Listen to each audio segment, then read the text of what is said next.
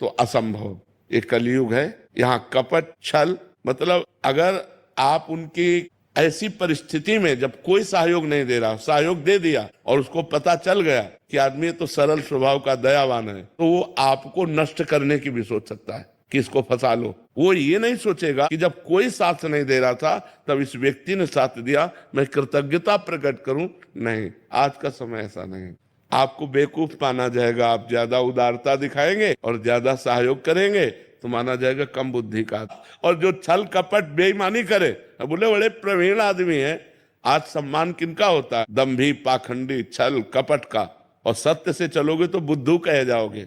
दूसरे को जरूरत पड़ी, अपनी जेब से निकाल के दे दिया। दूसरा भूखा है, अपना भोजन दे। इसको भगवान आदर देते हैं।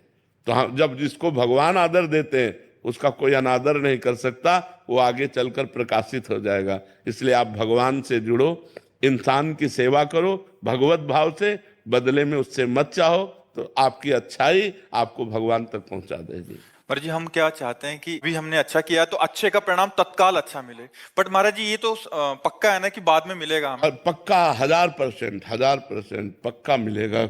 जब बुरे कर्म का फल मिलता है तो अच्छाई का फल क्यों नहीं मिलेगा? नहीं मिले। महाराज जी उसका रूप क्या होगा? वो इससे अच्छा होगा। जैसे हमने इनको संकट विपत्ति में सहयोग किया, तो हमारे जीवन में संकट विपत्ति जब कभी आएगी तो उस समय भगवान सहयोग करेंगे। और सबसे बड़ी बात होती है, भगवान प्रसन्न हो जाते हैं। और जिस पर भगवान प्रसन्न हो जाते हैं उस पर सुर नर मुनि सब प्रसन्न हो जाते हैं। फिर उसका मंगल ही मंगल होता है, वो कभी समस्याओं में नहीं फंस सकता।